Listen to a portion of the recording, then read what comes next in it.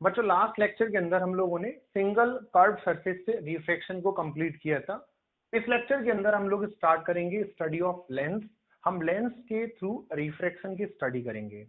आप लोगों ने डेली लाइफ में अच्छे से लेंस को देखा हुआ है, फिर भी एक बार इसको डिफाइन करते हैं, इसकी डेफिनेशन क्या है लेंस की। मैंने बोर्ड पर लिखा भी है। तो लेंस क्या होता है? It is the portion of a transparent material which has two refracting surface. और दो रिफ्रैक्टिंग सरफेस में से कम एक रिफ्रैक्टिंग सरफेस कैसी होनी चाहिए? कर्व्ड होनी चाहिए।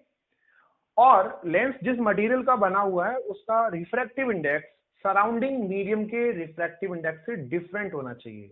तो इस टाइप के सिस्टम को हम क्या बोलते हैं? लेंस बोलते हैं। मैंने यहाँ पे लिखा भी है, a lens is a portion of a transparent material with two refracting surfaces such that at least one is curved with refractive index of material being different from that of surrounding।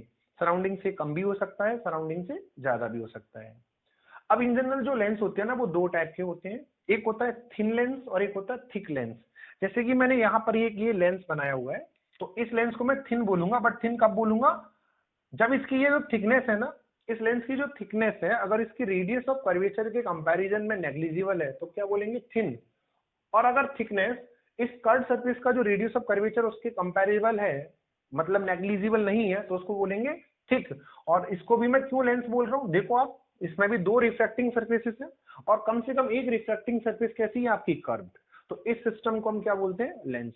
अब आपको ये समझना होगा, जो हमें स्टडी करनी है आगे वो सिर्फ थिन लेंसेज को पढ़ना है, हमें थिक लेंसेज को आगे स्टडी नहीं करना। हमारे जो सिलेबस के अंदर है वो कौन से? Thin lenses. ठीक है, इसके बाद में आगे बढ़ते हैं। अब बात करते हैं टाइप्स ऑफ लेंसेज। तो इन जनरल जो लेंसेज का टाइप है, एक होता है कॉन्वेक्स और एक होता है कॉनकेव। कॉन्वेक्स, जैसे कि मैंने ये बनाया हुआ है, इस लेंस को हम बोलते हैं कॉन्वेक्स। जो जिसका जो सेंट्रल पोर्शन होता है वो आपका थिक होता है और किनारे पर ये पतला होता है, मतलब बीच में मोटा और किनारे पे पतला, उसको बोलते हैं कॉन्वेक्स। और इसका उल्टा, अगर बीच में से पतला हुआ और किनारे पे मोटा हुआ तो उसको बोलते हैं कॉनकेव। मतलब इसका सेंट्रल पोर्शन थिनर होगा और इसका सेंट्रल पोर्शन थिकर होगा। इसके बाद में कॉन्वेक्स लेंस को भी अलग अलग टाइप में आप डिवाइड कर सकते हैं। यहाँ पर मैंने लिखा हुआ है वाई कॉन्वेक्स, क्योंकि ये वाली सरफेस भी कैसी है? कॉन्वेक्स। और ये वाली सरफेस भी कैसी है? कॉन्वेक्स। बट दोनों तरफ का रेडियस ऑफ कर्वेचर अलग अलग है, इसीलिए बाई कॉन्वेक्स। अगर दोनों साइड का रेडियस ऑफ कर्वेचर इक्वल हो जाए, R1 R2 इक्वल हो जाए, R तो फिर इसी को क्या बोलेंगे? Equi convex. और अगर दोनों में से एक सरफेस को मैं प्लेन कर दूं या फ्लैट सरफेस बना दूं जिसकी रेडियस कितनी होगी? इनफाइनाइट, तो इसको बोलेंगे प्लानो कॉन्वेक्स। और इस तरीके का अगर लेंस है तो इसको बोलेंगे कॉनकेवो कॉन्वेक्स। बिल्कुल सिमिलर कॉनकेव लेंसेज के भी यहाँ पर क्लासिफिकेशन है। अगर दोनों रेडियस ऑफ कर्वेचर डिफरेंट है तो वाई कॉनकेव, अगर इक्वल है तो इक्वी कॉनकेव, और अगर एक सरफेस को मैं प्लेन कर दूं तो प्लानो कॉनकेव, और अगर ये वाला है तो इसको बोलेंगे कॉन्वेक्सो कॉनकेव। ठीक है, इसके बाद में हमें अब ये समझना होगा लेंस से रिलेटेड कुछ टर्मिनोलॉजी है, वो हम समझ लेते हैं। तो सबसे पहले मैं बात करूं ऑप्टिकल सेंटर की। तो देखो ऑप्टिकल सेंटर क्या होता है, आपको ये समझना होगा। मान लेते हैं कि ये मेरे पास में कॉन्वेक्स लेंस। ठीक है, कॉन्वेक्स लेंस, सबसे पहले समझते हैं प्रिंसिपल एक्सिस क्या होती है। तो आपको ये समझ में आना चाहिए, ये वाली जो कर्व सरफेस है इसका जो सेंटर होगा वो इधर होगा राइट साइड में C1, और ये वाली जो कर्व सरफेस है इसका सेंटर कहीं यहाँ होगा C2। तो आपका जो प्रिंसिपल एक्सिस है वो क्या होता है? It is the line joining of C1 C2। C1 C2 को मिलाने वाली जो लाइन है उसे प्रिंसिपल एक्सिस बोलेंगे। ओके, और इस प्रिंसिपल एक्सिस पर यहाँ पर ये जो पॉइंट होता है इसको बोलते हैं optical centre O। Optical centre इस पॉइंट को बोलेंगे।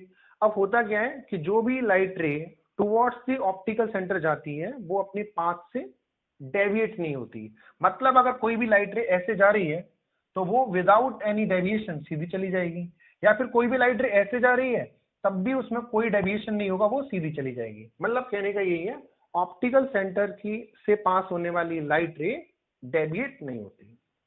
इसके बाद में आगे बात करें प्रिंसिपल फोकस की। तो लेंसेज के केसेस में दो फोकस होते हैं, एक को बोलते हैं फर्स्ट फोकस और एक को बोलते हैं सेकेंड फोकस।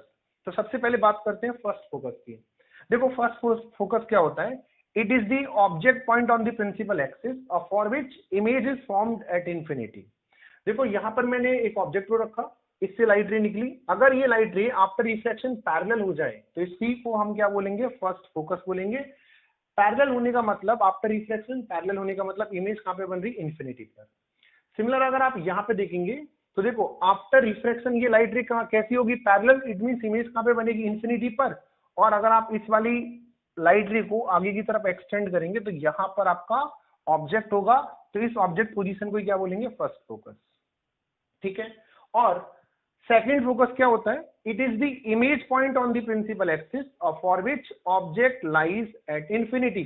तो देखो अगर ऑब्जेक्ट इंफिनिटी पर होगा तो उससे जो लाइट रेज आती है वो पैरेलल आती है, और आफ्टर रिफ्रैक्शन ये प्रिंसिपल एक्सिस पर जहां पर भी कट करेगी वहां इमेज बनेगी, तो इस इमेज पॉइंट को क्या बोलते हैं, सेकंड फोकस F2।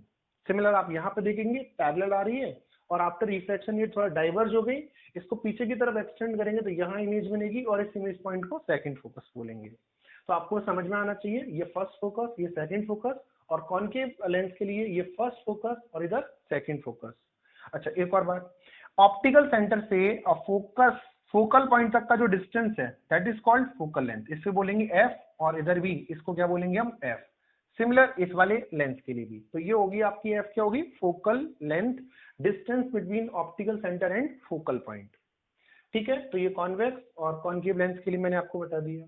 अच्छा मैं अगर बात करूं यहाँ पर रूल्स ऑफ इमेज फॉर्मेशन, तो जैसा कि आपको मैंने मिरर के केस में 4 आपको रूल बताए थे, तो यहाँ पर 4 नहीं होते, 3 होते हैं। पहला तो ये, आपकी जो लाइट रे ऑप्टिकल सेंटर की तरफ जाएगी वो विदाउट एनी डेविएशन सीधा चली जाएगी। सेकंड, अगर आपकी लाइट रे फोकस से पास करती है तो आफ्टर रिफ्रैक्शन वो कैसी हो जाएगी, प्रिंसिपल एक्सिस के पैरेलल, तो इसको आप सेकंड बोल सकते हैं। और थर्ड, अगर आपकी लाइट रे प्रिंसिपल एक्सिस के पैरेलल है तो आफ्टर रिफ्रैक्शन वो कहां से पास करेगी, फोकस से, तो इसको आप थर्ड बोल सकते हैं। तो ये आपके 3 रूल्स हैं इमेज फॉर्मेशन के। इसके बाद में आपको अगर लेंस से रिलेटेड क्वेश्चंस करने हैं तो आपको फॉर्मूला समझना होगा, फॉर्मूला को कैसे अप्लाई करना है वो समझना होगा। तो यहाँ पर सबसे इंपॉर्टेंट फॉर्मूला होता है लेंस मेकर फॉर्मूला, और लेंस मेकर फॉर्मूला बहुत आसान है, 1/f equals to a mu g minus 1/r1 minus 1/r2, r1 r2 surface 1 और सरफेस 2 का रेडियस ऑफ कर्वेचर है। ठीक है, अब समझते हैं a mu g क्या है, इसको ऐसे पढ़ेंगे, refractive index of glass with respect to air. Actually में क्या है, हमारे पास में जो लेंस है वो इन जनरल ग्लास का बना होगा, तो जैसे कि मेरे पास में मान लो ये वाला लेंस है, ठीक है ना, तो ये ग्लास का बना हुआ है, और इसको हम 99% क्वेश्चंस के अंदर इसका जो सराउंडिंग मीडियम होगा दोनों तरफ का वो क्या होगा, एयर में रखेंगे। तो ओवरऑल यहाँ पे जो रिफ्रैक्टिव इंडेक्स आता है वो लेंस के मटेरियल का आता है विद रिस्पेक्ट टू सराउंडिंग। अभी सराउंडिंग मीडियम मैंने क्या ले रहा हूँ, एयर, तो मैंने लिखा है रिफ्रैक्टिव इंडेक्स ऑफ ग्लास और lens with respect to air. जब भी एयर हो तो आप a mu g को सिर्फ आप म्यू लिख सकते हैं, इसका मतलब होगा refractive index of lens, material of lens. But अगर आपने लेंस को मान लो वाटर में डिप कर दिया, सराउंडिंग मीटर वाटर हो गया, तो फिर यहाँ पे क्या लिखना पड़ेगा, refractive index of glass with respect to water, मतलब W आएगा यहाँ पर और यहाँ पर G रहेगा। इतना आप ध्यान देंगे। ओके, इसके बाद में आपको ये भी समझना है, ये फॉर्मूला तभी के लिए एप्लीकेबल होगा जब दोनों तरफ का सराउंडिंग मीडियम सेम होना चाहिए। अगर इधर एयर तो इधर भी एयर, इधर वाटर तो इधर भी वाटर, तभी लगेगा। ये कंडीशन आपको पता होनी चाहिए। ठीक है, एफ आपकी फोकल लेंथ। इसके बाद में लेंस फॉर्मूला, या फिर इसको थिन लेंस फॉर्मूला बोलते हैं क्योंकि हम थिन लेंसेज के बारे में ही पढ़ रहे हैं, और ये बहुत आसान है, 1/f equals to 1/v minus 1/u। और यहाँ पर v क्या होता है, image distance from the optical centre, u object distance from the optical centre. बिल्कुल ये मिरर में भी आपने ऐसा फॉर्मूला पढ़ा था, बस एक सिंपल डिफरेंस था, वहां पर एक सिंगल डिफरेंस था, यहाँ पर प्लस आता था। तो आप एक बात समझ लो, मिरर के जो भी मेन फॉर्मूले हैं उनमें प्लस आता है और लेंस में वहां पर माइनस हो जाता है। तो इस तरीके से आप याद भी रख सकते हैं। ठीक है, इसके बाद आगे बढ़ते हैं। अब आप बात करेंगे ट्रांसवर्स मैग्निफिकेशन, जिसको स्मॉल एम से डिनोट कर रहा हूँ। ये मैंने आपको मिरर के केसेस में भी मैग्निफिकेशन पढ़ाया था। तो अभी भी ट्रांसवर्स मैग्निफिकेशन वही होता है जब आप ऑब्जेक्ट को प्रिंसिपल एक्सिस के पैरेलल रखते हैं, परपेंडिकुलर रखते हैं, सॉरी। ट्रांसवर्स मैग्निफिकेशन का फॉर्मूला होता है height of image upon height of object और equals to v upon u। Lens के केस में ये होगा, मिरर के केस में आपको मालूम है यहाँ पर माइनस आता था, तो आपको समझना है मिरर में माइनस आता है बट यहाँ पर माइनस नहीं आता, v अपॉन u। आपको मैग्निफिकेशन के ये 2 फॉर्मूले और आप कनेक्ट कर सकते हैं। अगर आप ये वाला फॉर्मूला यहाँ पर यूज करें, इन दोनों को रिलेट करें, तो आपको ये वाला फॉर्मूला मिलेगा m equals to f upon f plus u equals to f minus B upon F, जो भी डेटा क्वेश्चन में उसके अकॉर्डिंग आप क्वेश्चन सॉल्व कर पाएंगे। आपको मालूम है मिरर की केस में यहाँ पर माइनस आता था, बट लेंस में यहाँ पर प्लस आता है, और वो फॉर्मूला बिल्कुल सेम रहता है दोनों में। कि जितने भी फॉर्मूले हैं जब भी आप इनको यूज करोगे तो एक बात आपको बहुत क्लियर समझनी होगी, जब भी यूज करोगे तो प्रॉपर साइन कन्वेंशन के साथ, है ना। और प्रॉपर साइन कन्वेंशन बिल्कुल जो मैंने आपको मिरर में सिखाया था वही साइन कन्वेंशन यहाँ पे आपको लगाना होता है। फिर भी मैं न्यूमेरिकल्स में एक बार और आपको बताऊंगा। लास्ट हम बात करेंगे अपर्चर ऑफ लेंस। अब यहाँ पर मैंने क्या लिखा है, aperture means effective diameter of circular area through which light enters, और जो इंटेंसिटी होती है वो डायरेक्टली प्रोपोर्शनल होती है एरिया ऑफ द अपर्चर। और एरिया सर्कुलर है तो एरिया क्या होगा, पाई आर स्क्वायर, यहाँ पर आर गया रेडियस ऑफ अपर्चर। तो आपको समझना होगा intensity directly proportional to area of the aperture. अब आपको मैं थोड़ा सा समझा दूं, जैसे कि अगर मैं बात करूं कॉन्वेक्स लेंस की तो ऐसा होता है, अगर आप इस वाली सरफेस को देखेंगे तो ये स्फेरिकल है, तो आपको यहाँ पर ये जो सर्कल दिख रहा है ना, अगर इसको अलग कर दे तो यहाँ पर ये सर्कल दिख रहा है आपको, और इस सर्कल का ये जो डायमीटर इसको बोलेंगे अपर्चर डायमीटर, और इसकी रेडियस जो होगी आधा पार्ट उसको बोलेंगे अपर्चर रेडियस। मैंने ये डायग्राम यहाँ पर बनाया हुआ है, तो आपको ये सामने जो सर्कल दिख रहा है ना, ये आपका अपर्चर है, तो ये क्या रेडियस ऑफ अपर्चर, ठीक है। तो आपको बस इतना सा समझना है कि अगर क्वेश्चन ऐसा बोला जाए कि आपने अपर्चर रेडियस को हाफ कर दिया, बताइए इंटेंसिटी का क्या होगा। अगर आप अपर्चर रेडियस को हाफ करेंगे, रेडियस हाफ करने से एरिया कितना होगा, 1/4 होगा, तो इंटेंसिटी कितनी हो जाएगी, 1/4 हो जाएगी। समझ आ रही है बात। अगर आपने अपर्चर रेडियस को आधा कर दिया तो इंटेंसिटी का वो पूछेंगे तो आप आंसर कर सकते हैं। अब ऐसे समझो, क्वेश्चन ऐसा है कि आपने क्या किया, लेंस में जो अपर्चर रेडियस है उसके आधे पार्ट को ब्लॉक कर दिया, एक ब्लैक पेपर से कवर कर दिया, तो वो पूछेंगे बताओ जो इमेज बनेगी उसकी इंटेंसिटी कितनी होगी। तो आपको बात समझनी होगी कि जो आपने ब्लैक किया वो तो r/2 रेडियस किया अपर्चर, तो कितनी इंटेंसिटी वो ब्लॉक कर देगा, 1/4 मतलब I/4। तो जो इमेज बनेगी उसकी इंटेंसिटी कितनी होगी, I - I/4, it mean 3I/4। ठीक है, इस कॉन्सेप्ट को मैं एक बार आगे भी आपको बताऊंगा, आप नोट कीजिए बेटे। बच्चों अब हम बात करेंगे यहाँ पर image formation by the lens. पहले देखेंगे कॉन्वेक्स लेंस, फिर बाद में कॉनकेव लेंस। अच्छा, जो इमेज फॉर्मेशन वाला जो भी केसेस है वो बिल्कुल सिमिलर है जैसा आपने मिरर में पढ़ा था। अगर आपको मिरर के केसेस याद है तो आप लेंसेज के केसेस भी आराम से लिख सकते हैं। बस एक सिंगल डिफरेंस ये है कि मिरर की केस में रियल इमेज ऑब्जेक्ट वाली साइड में ही बनती थी इन फ्रंट ऑफ द लेंस, और वर्चुअल इमेज मिरर के पीछे बनती थी। लेंस के केस में होगा क्या, रियल इमेज दूसरी वाली साइड में बनेगी और जो वर्चुअल इमेज होगी वो ऑब्जेक्ट वाली साइड में ही बनेगी। बस ये एक सिंगल डिफरेंस है। और आपको ये समझना होगा, अगर आपको कॉनकेव मिरर के वो 6 केसेस याद हैं तो वो 6 की 6 केसेस रिपीट होने वाले हैं किसके लिए, कॉन्वेक्स लेंस के लिए। और आपका जो कॉन्वेक्स मिरर के केसेस थे वो रिपीट होंगे किसके लिए, कॉनकेव लेंस के लिए। तो सबसे पहले हम बात करेंगे यहाँ पर कॉन्वेक्स लेंस के लिए। तो देखो सबसे पहले मैंने यहाँ पर एक कॉन्वेक्स लेंस बना लिया, इस तरफ मैं ऑब्जेक्ट रखूंगा, तो जब आप इस तरफ ऑब्जेक्ट रखोगे तो ऑब्जेक्ट से रेज ऐसे निकलेंगी लेंस की तरफ, और इन दी डायरेक्शन ऑफ रेज आप क्या लेंगे, पॉजिटिव, और उसके अपोजिट नेगेटिव, मतलब इधर पॉजिटिव और इधर नेगेटिव। सबसे पहला केस, जब आपने ऑब्जेक्ट को कहां पर रखा हुआ, इन्फिनिटी पर, ये आपका केस नंबर 1। जब आप ऑब्जेक्ट को इन्फिनिटी पर रखते हैं तो आप याद करो आपकी इमेज कहां पे बनती थी, फोकस पे बनती थी, इन्वर्टेड बनती थी और रियल। तो बस लेंस के केस में जो रियल इमेज है ना वो दूसरी तरफ बनेगी, अभी भी कैसी बनेगी, इन्वर्टेड बनेगी, और छोटी इमेज बनेगी यहाँ पर इन्वर्टेड, डिमिनिश्ड, और कहां पे बनेगी, फोकस पर, रियल इमेज दूसरी तरफ, है ना। और हाईली डिमिनिश्ड बहुत छोटी इमेज बनती है। तो जब आपका ऑब्जेक्ट इन्फिनिटी पर होगा तो इमेज फोकस पर बनेगी, बस दूसरी तरफ बनेगी। और mod M is very very less than 1 का मतलब हाईली डिमिनिश्ड, और एम यहाँ पर क्या होगा, लेस देन 0, इसका मतलब नेगेटिव। रियल इमेज के लिए नेगेटिव होगा मैग्निफिकेशन, और वर्चुअल के लिए पॉजिटिव।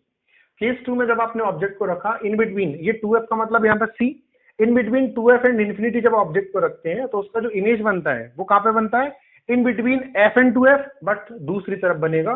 तो यहाँ पर इमेज बनेगा, अभी भी कैसा बनेगा बेटा, इन्वर्टेड इमेज बनेगा। तो ये सेकंड केस के लिए इमेज हो गई। जब इन्फिनिटी 2f के बीच में आपने ऑब्जेक्ट रखा तो इमेज बनी f एंड 2f के बीच में, अभी भी मॉड m लेस देन 1 होगा, मतलब डिमिनिश्ड, और रियल इमेज के लिए नेगेटिव। थर्ड केस में आपने ऑब्जेक्ट को कहां पर रख दिया, 2f पर, मतलब सेंटर ऑफ कर्वेचर पर। तो आपकी जो इमेज बनेगी वो 2f पे बनेगी, और सेम साइज की बनेगी इन्वर्टेड इमेज। तो आपकी सेम साइज की थर्ड केस में इमेज यहाँ पे बनेगी 2f, तो 2f पे बनी। और मैग्निफिकेशन -1 का मतलब एक तो नेगेटिव होगा और साथ में 1 मतलब सेम साइज, जितना साइज हाइट ऑब्जेक्ट का होगा उतना ही हाइट इमेज का होगा। फोर्थ केस में आप ऑब्जेक्ट को रखते हैं इन बिटवीन 2f एंड f, तो आपकी जो इमेज बनती है अब बनेगी आपकी image in between 2f and infinity. अब आपकी इमेज का साइज बड़ा होता जाएगा। अब आपकी इमेज कैसी बनेगी? मैग्नीफाइड इमेज बनेगी। तो f एंड 2f के बीच में ऑब्जेक्ट इमेज बनी इंफिनिटी एंड 2f की बीच में, और मॉड m ग्रेटर देन 1 का मतलब मैग्नीफाइड इमेज, और अभी भी m कैसा है? नेगेटिव, क्योंकि रियल इमेज है। इसके बाद केस 5, आपने ऑब्जेक्ट को फोकस पर रखा। अब जब आप ऑब्जेक्ट को फोकस पर रखते हैं तो इमेज कहाँ पे बनती है? इंफिनिटी पे बनती है, और हाईली मैग्नीफाइड इमेज बनती है यहाँ पर। तो देखो फोकस पर रखा तो इंफिनिटी पर, mod m is very very greater than 1 मतलब हाईली मैग्नीफाइड बट अभी भी नेगेटिव। और एक लास्ट केस, ये जो 5 केसेस हैं, इन पांचों केसेस में आपको एक बात समझनी होगी, रियल इमेज बनती है और इन्वर्टेड। तो आपको यहां पर मैं बता दूं, इन पांचों केसेस में क्या हुआ? रियल एंड इनवर्टेड इमेज, और लेंस के दूसरी तरफ। एक ये केस नंबर 6, ये काफी इंपॉर्टेंट होता है। जब आप ऑब्जेक्ट को रखते हो इन between focus and optical centre, mirror के केस में पोल होता था, यहाँ पर ऑप्टिकल सेंटर होता है, तो उसकी जो इमेज बनती है वो आपकी वर्चुअल इमेज बनेगी। और लेंस के केस में वर्चुअल इमेज किधर बनेगी? जिधर आपने ऑब्जेक्ट रखा है, तो यहीं पर आपकी इमेज बनेगी। और ये जो इमेज बनती है ये मैग्नीफाइड इमेज बनती है, और मैग्नीफाइड के साथ में कैसी बनती है? इरेक्ट। तो मैं यहां पर बना देता हूं, ये आपने इमेज बना दी। ये केस नंबर 6 के करस्पॉन्डिंग आपकी इमेज। ओके, तो आपने जब ऑब्जेक्ट को रखा in between focus and optical centre, तो in front of the lens आपकी इमेज बनी, और मॉड m ग्रेटर देन 1, यहाँ पर मॉड नहीं लगाया, m ग्रेटर देन 1 का मतलब m पॉजिटिव भी है, मतलब वर्चुअल इमेज और मैग्नीफाइड। ठीक है ना? तो ये केस कौन सा वाला केस है आपका? ये वर्चुअल इमेज का केस है, वर्चुअल एंड मैग्नीफाइड। ओके, इसके बाद बात करेंगे कॉनकेव लेंस की। तो कॉनकेव लेंस में आपको कॉन्वेक्स मिरर वाले केसेस याद रखने होंगे। आप अगर कॉनकेव लेंस के इधर की तरफ, कॉनकेव लेंस के सामने की तरफ कहीं पर भी ऑब्जेक्ट को रखो, ऑब्जेक्ट की पोजीशन चाहे कुछ भी हो, उसकी हमेशा इमेज कैसी बनेगी बेटा?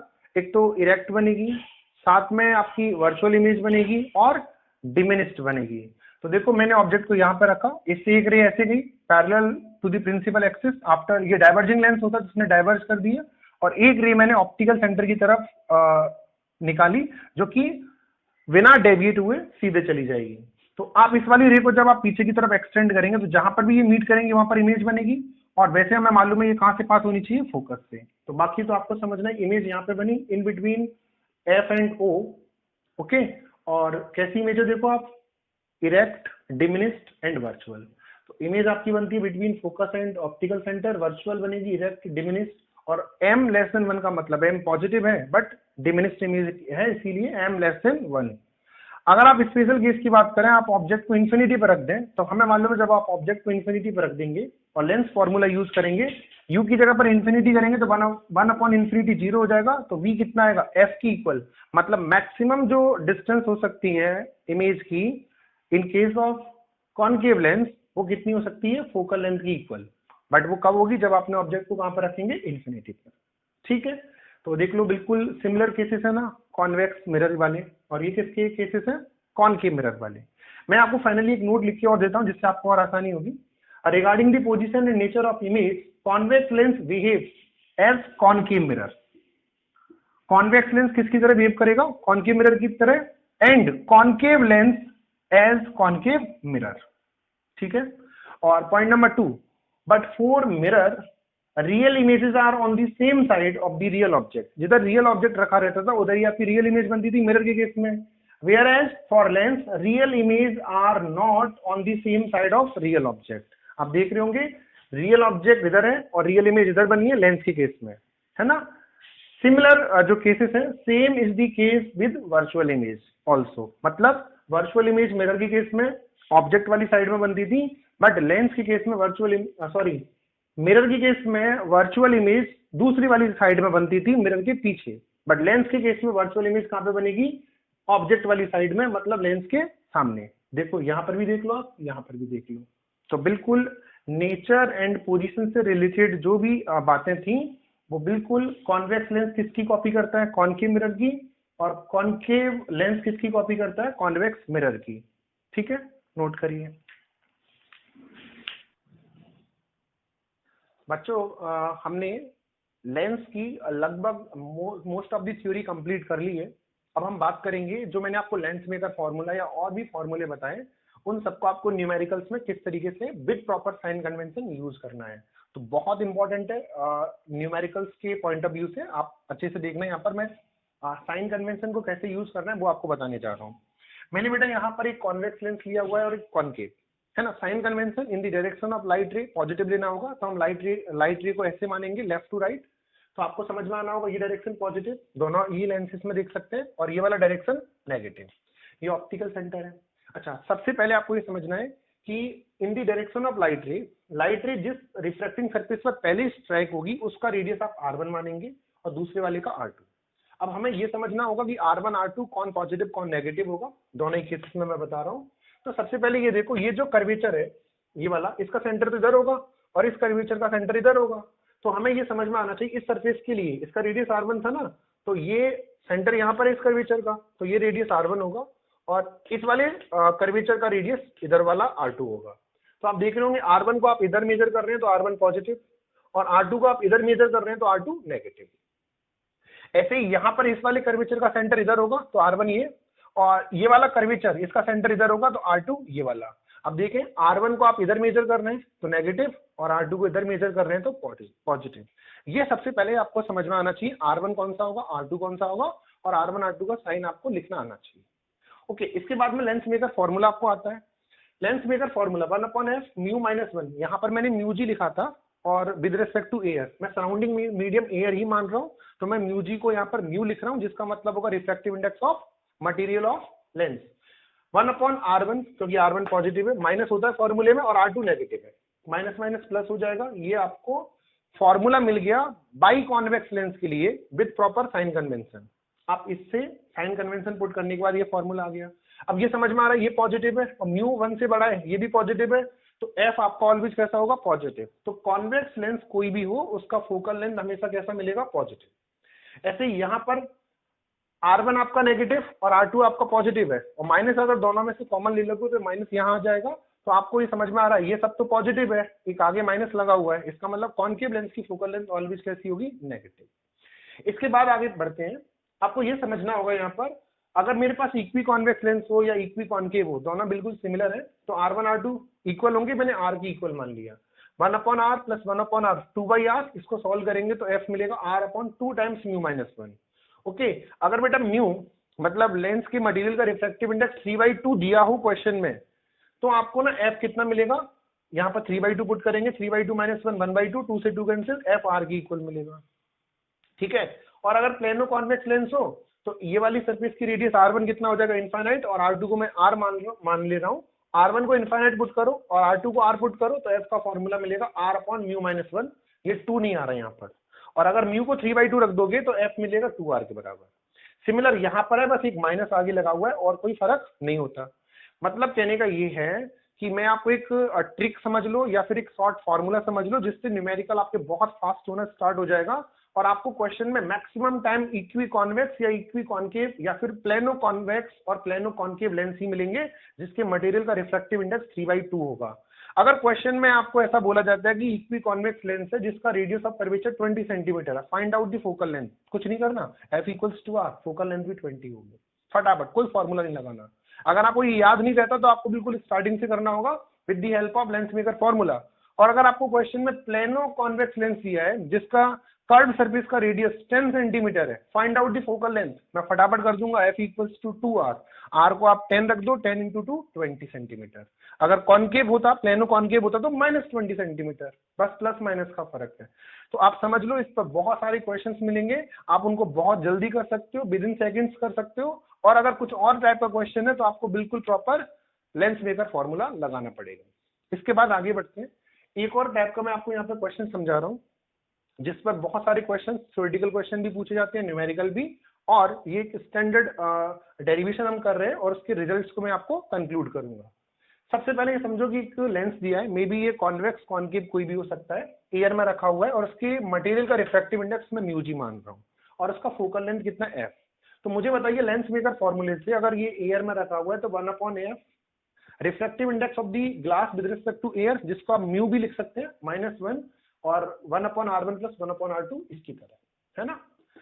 अब आप ये बताइए इस लेंस को मैंने क्या किया, एक लिक्विड के अंदर डिप कर दिया, मतलब लिक्विड जो मीडियम था उसका रिफ्रैक्टिव इंडेक्स कितना था, μm मैंने मान लिया जिस लिक्विड में आपने डिप किया है। तो सराउंडिंग मीडियम चेंज हो गया, अब सराउंडिंग मीडियम क्या हो गया आपका, लिक्विड हो गया। तो हमें समझ में आता है अगर सराउंडिंग मीडियम बदल जाता है तो फिर फोकल लेंथ भी बदल जाएगी। तो लिक्विड के अंदर 1/f कितना लिखेंगे, यहाँ पे ध्यान देना होगा आपको, ग्लास के मटेरियल का refractive index with respect to medium -1 और रेडियस ऑफ कर्वेचर चेंज नहीं होंगे तो 1/r1 + 1/r2। इन दोनों इक्वेशंस को डिवाइड करेंगे तो आपको मिलेगा f'/f।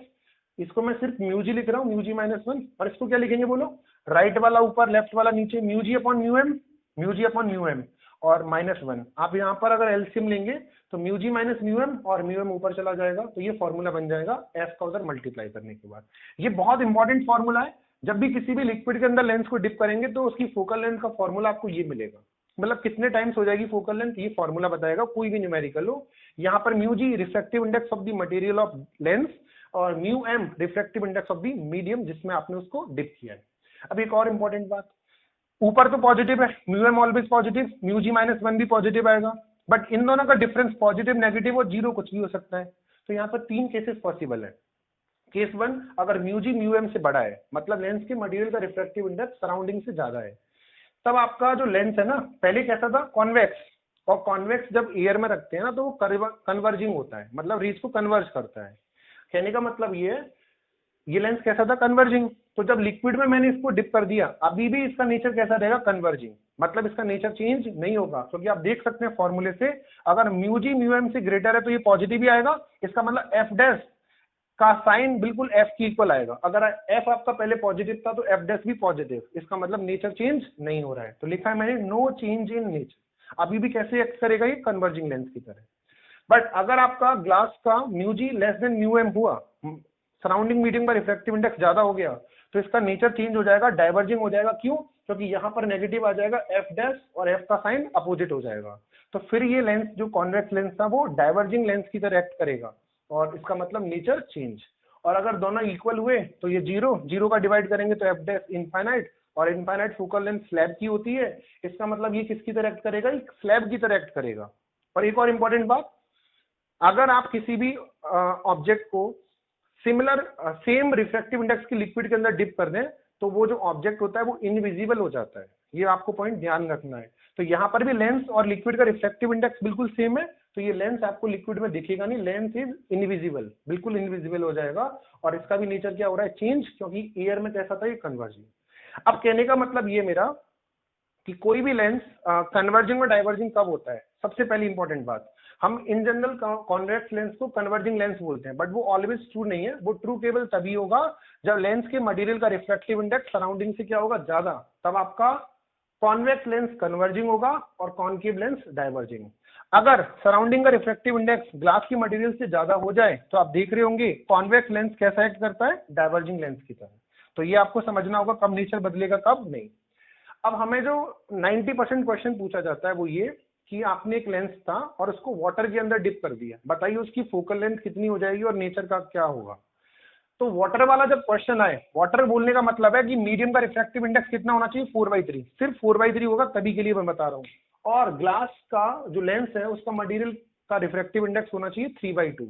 तो इस फॉर्मूले में जब आप वैल्यूज पुट करेंगे तो आपको एफ डैश मिलेगा 4f के इक्वल, मतलब वाटर में फोकल लेंथ 4 टाइम्स हो जाएगी एयर की। अगर एयर में 20 सेंटीमीटर थी तो वाटर में कितनी हो जाएगी, 80 सेंटीमीटर। अगर आपको ये रिफ्रैक्टिव इंडेक्स की वैल्यूज कुछ और दी जाती हैं तो फिर आपको ये फॉर्मूले से ही क्वेश्चन सॉल्व करना पड़ेगा। और आप समझ रहे होंगे कि म्यू एम म्यू जी से कम है, वाटर का रिफ्रैक्टिव इंडेक्स ग्लास से कम है, तो नेचर में कोई चेंज नहीं होगा, केस 1। ठीक है, तो ये ध्यान रखना, क्योंकि 90% यही क्वेश्चन हमसे पूछा जाएगा, तो फटाफट कर देंगे। इसके बाद में एक और इन्फॉर्मेशन, अगर आपको सन ग्लासेस का क्वेश्चन दिया हुआ है तो सन ग्लासेस में आपको समझना होगा ये रेडियस ऑफ कर्वेचर दोनों इक्वल होते हैं और दोनों का सेंटर ऑफ कर्वेचर एक ही तरफ होता है, मतलब आर भी पॉजिटिव, R1 भी पॉजिटिव और R2 भी पॉजिटिव।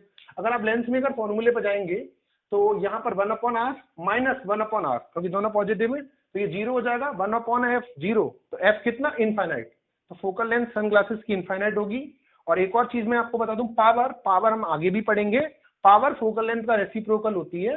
तो पावर कितनी हो जाएगी, f इनफाइनाइट तो पावर 0, इट मींस सनग्लासेस का पावर कितना होता है, 0।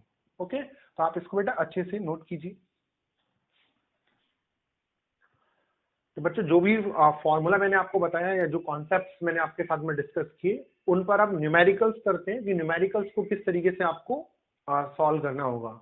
तो यहाँ पर मैं क्वेश्चन नंबर 1 मैंने ये दिया हुआ है, मेरे पास में इस टाइप का एक लेंस दे रखा है, ये वाला जो रेडियस ऑफ कर्वेचर 10 सेंटीमीटर, ये 20 सेंटीमीटर, और इसके मटेरियल का रिफ्रैक्टिव इंडेक्स म्यू दे रखा है 1.5। हमें पूछा गया है इस सिस्टम का फोकल लेंथ बताना है। तो आपको एक बात समझनी होगी, इसमें सराउंडिंग मीडियम नहीं दे रखा, तो अपने मन से दोनों तरफ क्या मान लेंगे, एयर, है ना, जब क्वेश्चन में गिवन नहीं हो। और आपको ये समझना होगा कि इस वाले कर्वेचर का और इस वाले कर्वेचर का सेंटर तो जरी होगा कहीं, इसका मतलब ये वाला जो रेडियस होगा इन दिस डायरेक्शन तो आप पॉजिटिव लेते हो ना, तो इस डायरेक्शन को आप पॉजिटिव लेंगे तो ये R1 भी पॉजिटिव होगा और R2 भी पॉजिटिव होगा। ये बात समझ में आई। अब आपको करना क्या है, यहाँ पर लेंस मेकर फॉर्मूला अगर मैं लिखूं तो 1/f mu minus 1 bracket 1/r1 minus 1/r2। Okay, ये सिर्फ लेंस मेकर फॉर्मूला लिखा है। अब इसमें विद प्रॉपर साइन कन्वेंशन आप वैल्यूज पुट करेंगे तो 1/f म्यू कितना बेटा, 1.5 माइनस 1। ओके, यहाँ पर 1/r कितना, +10, और R2 कितना, +20। 1/10 माइनस 1/20, 1/20 बचेगा, और यहाँ पर 1/2, और f 1/f कितना, 40, तो f कितना आएगा, +40 सेंटीमीटर। तो इस सिस्टम की फोकल लेंथ आप ऐसे कैलकुलेट कर सकते हैं।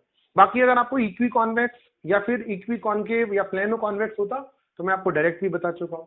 तो अगर कुछ और क्वेश्चन है तो आप प्रॉपर लेंस मेकर फॉर्मूला लगाकर सॉल्व करिए।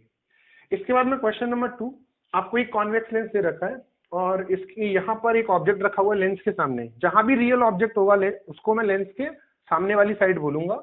और यहाँ पर एक स्क्रीन दे रखी है, स्क्रीन से ऑब्जेक्ट का डिस्टेंस 80 सेंटीमीटर है। वो बोल रहे हैं कि इस लेंस से इस ऑब्जेक्ट की इमेज बनती है स्क्रीन पर।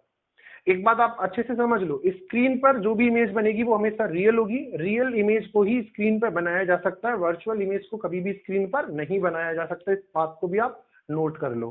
क्वेश्चन में बोला गया if magnification is 4 then focal length of the lens. अगर मैग्निफिकेशन 4 है तो आपको फोकल लेंथ बतानी है।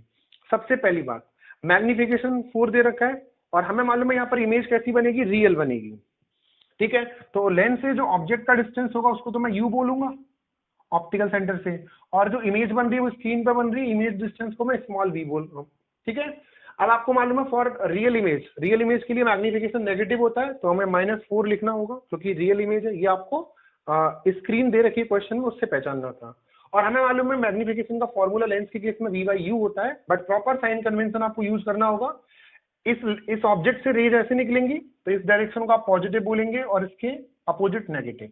वैसे भी जिधर ऑब्जेक्ट रखा होता है उसे मैं, जिधर रियल ऑब्जेक्ट रखा होता है उसे मैं लेंस का फ्रंट साइड बोलूंगा, और लेंस के सामने आपको नेगेटिव लेना होगा, लेंस के पीछे आपको मिरर लेना होगा, पॉजिटिव लेना होगा।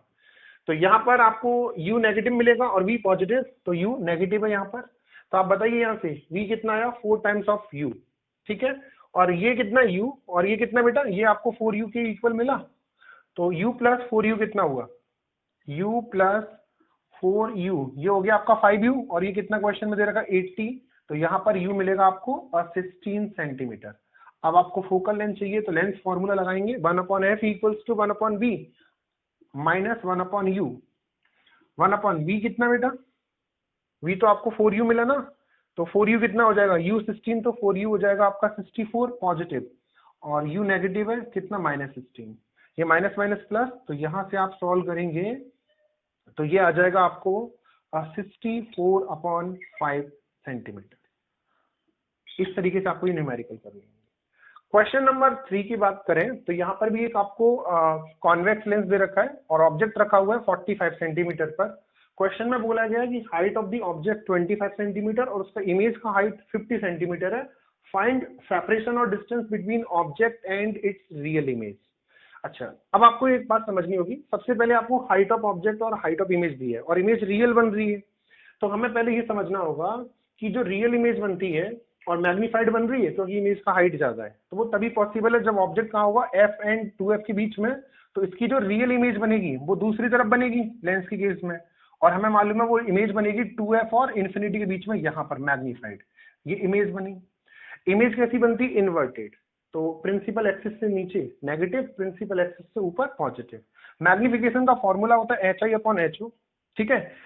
हाइट ऑफ इमेज इन्वर्टेड है, मतलब प्रिंसिपल एक्सिस से नीचे है, तो क्या यहाँ पर लेंगे -50, और हाइट ऑफ ऑब्जेक्ट दे रखा है आपको 25, तो आपको मैग्निफिकेशन -2 मिलेगा। नेगेटिव मिलना चाहिए था क्योंकि रियल इमेज है। और हमें मालूम है मैग्निफिकेशन का फर्दर फॉर्मूला होता है V/U, बट अब प्रॉपर साइन कन्वेंशन यूज करना होगा। तो इस तरफ का डायरेक्शन आप पॉजिटिव लेते हैं और इधर नेगेटिव। तो मुझे एक बात बताओ, जो इमेज डिस्टेंस है वो तो पॉजिटिव है, बट जो ऑब्जेक्ट डिस्टेंस है वो तो नेगेटिव है, तो यहाँ पर माइनस आएगा, माइनस माइनस कैंसिल आउट हो जाएगा, तो आपको V मिलेगा 2U के इक्वल, और U कितना 45, तो V 90 सेंटीमीटर। मतलब यहाँ पर इमेज बनेगी एट अ डिस्टेंस 90 सेंटीमीटर। अब क्वेश्चन में पूछा गया था ऑब्जेक्ट और उसकी रियल इमेज के बीच का separation 45 + 90, it means 135 centimetre. Clear? तो प्रॉपर आपको इस तरीके से साइन कन्वेंशन के साथ में क्वेश्चन को सॉल्व करना होगा। एक और इंपॉर्टेंट और अच्छा क्वेश्चन मैंने यहाँ पे लिखा हुआ है, आपको क्वेश्चन की लैंग्वेज पढ़नी है पहले। A beam converges to a point P, मतलब पहले ये लेंस नहीं था, ऐसे कन्वर्जेंट बीम आ रही थी, और वो कहाँ पे कन्वर्ज हो रही थी? क्वेश्चन में बोला गया है कि वो P पॉइंट पर कन्वर्ज होती। अगर ये लेंस नहीं होता तो कहाँ पे कन्वर्ज होती? P पर। मतलब ये जो इंसिडेंट रेज है अगर वो कन्वर्जिंग होती है, तो ये हम पहले ही जानते हैं कि जहां पर भी वो मीट करेंगी वहां पर कैसा ऑब्जेक्ट होगा? वर्चुअल ऑब्जेक्ट होगा। ओके। और क्वेश्चन में बोला गया है a lens is placed in the path of beam, फिर एक मैंने लेंस रख दिया इस बीम के पाथ पर, at a distance 12 centimetre from P। P से कितने डिस्टेंस पर? 12 सेंटीमीटर। मतलब ये जो डिस्टेंस है आपको ये क्वेश्चन में कितना दे दिया? 12 सेंटीमीटर। ठीक है। At what distance the beam converge. तो अब आपको पूछा जा रहा है कि बताओ लेंस रखने के बाद में ये बीम कहाँ पर कन्वर्ज होगी? तो एक बात समझो, ये जो लेंस है वो तो कन्वर्जिंग लेंस है, और हमें मालूम है ये रेज को कन्वर्ज करेगा, तो ये रेज को और जल्दी कन्वर्ज कर देगा यहाँ पर कहीं। ओके। तो अब ये यहाँ पे कन्वर्ज होंगी, मतलब इमेज जो बनेगी अब यहाँ बनेगी, यहाँ पर क्या बनेगी? आपकी इमेज। तो आपको यहाँ पर क्वेश्चन में V कैलकुलेट करना है, मतलब इमेज डिस्टेंस। तो ये वर्चुअल ऑब्जेक्ट का डिस्टेंस कितना हुआ? U 12 centimetre in the direction of incident raise positive, और इसके अपोजिट नेगेटिव। तो कुछ भी नहीं है, U को आपको लेना होगा बेटा +12 सेंटीमीटर, इमेज डिस्टेंस कैलकुलेट करनी है, फोकल लेंथ हमें क्वेश्चन में गिवन है +16 सेंटीमीटर, तो 1/f equals to 1/v minus 1/u। U positive है, यहाँ से V कैलकुलेट करेंगे तो आएगा 48/7 सेंटीमीटर, अप्रोक्सीमेटली 7 सेंटीमीटर। समझ में आया? तो ये वर्चुअल ऑब्जेक्ट का भी मैंने आपको क्वेश्चन करा दिया यहाँ पर। ये इंपॉर्टेंट क्वेश्चन था, इसकी लैंग्वेज आपको समझनी थी।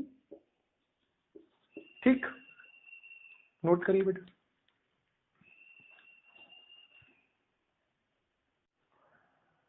बच्चों अब हम बात करेंगे यहाँ पर पावर की। तो मैंने यहाँ पर लिखा हुआ reciprocal of focal length in metre is known as power. आपको ये समझना होगा, अगर आपके पास कन्वर्जिंग डिवाइस है तो उसकी पावर पॉजिटिव ली जाती है, और डाइवर्जिंग डिवाइस की पावर नेगेटिव ली जाती है। ये स्टैंडर्ड है ना? ये स्टैंडर्ड नोटेशन है। इसके बाद अगर बात करें हम पावर की यूनिट की, तो पावर का यूनिट होता है डायोप्टर, और जैसे मैं बोल रहा हूँ P इक्वल्स टू 1/f, तो फोकल लेंथ का जो डायमेंशनल फॉर्मूला वो L होगा, तो पावर का डायमेंशनल फॉर्मूला L-1 हो जाएगा। अगर हम बात करें लेंस के लिए पावर की, तो लेंस के लिए पावर होती है 1/f, जबकि मिरर के लिए होती है -1/f। ये डिफरेंस है, मिरर के लिए माइनस आएगा और लेंस के लिए माइनस नहीं आएगा। अगर आप फोकल लेंथ को सेंटीमीटर में रखते हो तो आपको ऊपर 100 लिखना पड़ेगा, तो 100/f लिखोगे तो सेंटीमीटर में होनी चाहिए फिर फोकल लेंथ। तो ये पावर का फॉर्मूला है लेंस के लिए और मिरर के लिए। अच्छा, एक और बात हमें सिंपल ये समझना चाहिए कि अगर कोई भी डिवाइस है वो रेज को या तो कन्वर्ज करेगी डाइवर्ज करेगी। तो अगर कोई डिवाइस रेज को जितना ज्यादा कन्वर्ज करती है या फिर जितना ज्यादा डाइवर्ज करेगी, उसकी पावर उतनी ज्यादा होगी।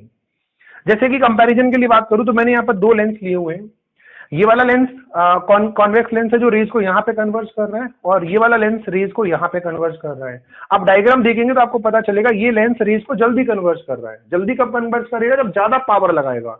इट मीन्स इसकी पावर ज्यादा होगी एज कंपेयर टू दिस। तो मैंने बोला हुआ P1 P2 से ग्रेटर है, या फिर आप फॉर्मूले से भी कर सकते हैं। इसका फोकल लेंथ आपको दिख रहा होगा, यहाँ से यहाँ तक कम है, और इसका फोकल लेंथ ज्यादा है। जिसका फोकल लेंथ ज्यादा उसकी पावर भी उसकी पावर कम होगी। तो आप ऐसे भी चेक कर सकते हैं, डायग्राम से भी। बाकी सिंपल, जिसका जो जितना ज्यादा कन्वर्ज करेगा या फिर डाइवर्ज करेगा उतनी उसकी पावर होगी। अच्छा, मैं आपको यहाँ पर अगर फॉर्मूला आपको यूज करना है तो एक बात ध्यान रखनी होगी, आपको फोकल लेंथ को विद साइन पुट करना होगा। जैसे अगर मैं बात करूं कि मेरे पास कॉनकेव मिरर है तो उसकी पावर कैसी होनी चाहिए।